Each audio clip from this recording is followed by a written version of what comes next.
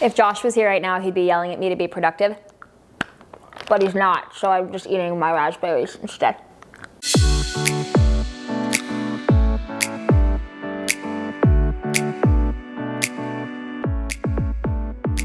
Hi guys, and welcome back to Happy Hour with Hope. I think today is going to be my favorite Instagram episode of the entire month because we are going to talk all about Instagram stories.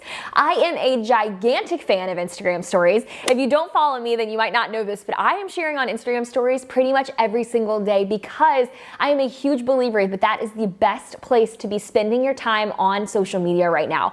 Instagram feeds are becoming a little bit harder to reach your audience on because of the new algorithms, but Instagram stories are an amazing place to build genuine connections with your followers and really allow them to get to know you on a more personal level. And today in this video, I'm going to break down the 3 strategies that I believe are the most effective ways to utilize your Instagram stories that you can start doing literally right now. And I truly do all of these things on a regular weekly basis, and they're exactly step by step what I do in my own business. So I'm really excited about it, and I'm really pumped to see how you guys implement these into your strategy. And if you're tuning in today, go ahead and share it on your stories and tag me. I would love to feature you on my story since that's the theme of today's video because I love getting to connect with you guys and seeing who is tuning into my weekly episodes. But with all that being said, let's dive right into the first Instagram strategy I believe you should be using on your stories. And that is the easiest one, the most simple, but the one that people hate doing the most. And that is talking to your stories on a daily basis. I think a lot of photographers and biz owners kind of wait around for a reason to post on Instagram stories. They're doing their workday, they're working so hard and doing all these amazing things like packaging client gifts and tackling emails and creating content and editing their images, and nobody ever gets to see that back end of their business because they're scared to talk to their Instagram stories because they feel annoying, they don't like the way they look, they don't like the sound of their voice, they feel like their followers aren't watching. But the reality is it truly allows your followers to connect with you in a way that feels like you're sitting across from them at the table having a conversation. So the number one thing I think you guys should start doing is start talking to your Instagram stories. You don't have to talk over like 16 billion stories. Maybe just once or twice pop in and say, hey guys, I hope you're having an amazing day. Here's what I'm working on today. Here's an inside look at how the back end of my business works. And I will see you guys next week. That's all you have to do is just pop in, say hello, and let them know what you're up to. The back end of a lot of our businesses feels like common sense to us because it's just our day-to-day life. Sitting down, editing images, packaging client gifts, all of those things are just a part of our day-to-day life. But to our followers who may not be photographers and may not understand the back end of our industry, it's super fascinating to them. They love to see the day-to-day of how you actually make your business work. So I would encourage you to start trying it out in your business and seeing how it works. The second thing I love doing in my Instagram stories is sharing before and afters of how I'm creating my images.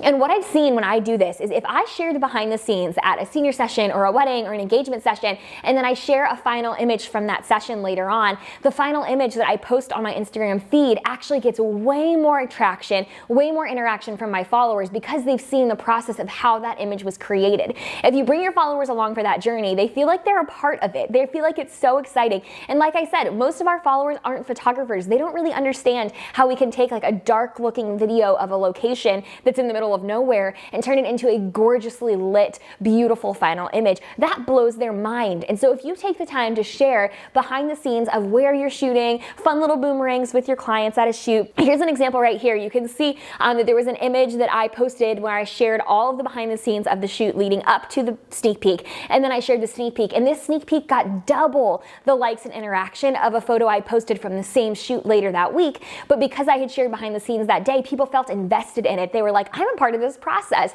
So they were more likely to like it and interact with it. So start sharing the behind the scenes of whatever it is that you do and however it is that you create what you create, so that when you share the final product, your followers are more likely to be excited to share in the excitement with you when you share the post. And the last thing, my favorite strategy, which I'm going to share a link below to a blog post I did that actually will walk you through step by step how I do these Instagram story recaps. But the third thing that I love doing is a recap of a holiday or a trip or a vacation or a time frame of my life where I didn't want to be present on social media.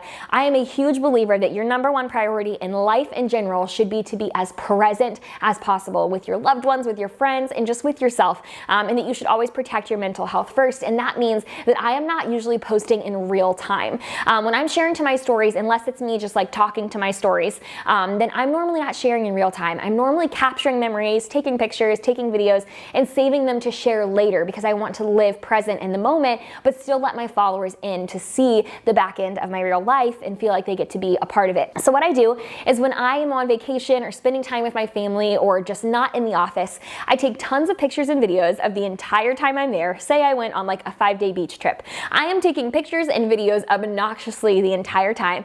And then when I get home from that trip, whenever I feel ready to, I go back through, I sort through all the pictures and videos I took, I edit the ones that I like, and I share them to my stories so that my followers can still see a behind the scenes look. They feel like they know me, they get to see a peek into my personal life, but without sacrificing my ability to be present in that actual real life moment. And I have an actual blog post that walks you through how I edit the images, what apps I use. One of the videos earlier this month walks you through that as well, but that is actually my favorite strategy where I get the most interaction. People love to see you living your best life, having so much fun on vacation, but getting to be present in the moment while you do. So I hope those 3 strategies were helpful to you. I'm excited to see how you implement them. If you decide to try something out, tag me on Instagram. I would love to see it and connect there at Hope Taylor Photography. But until then, I will see y'all next week.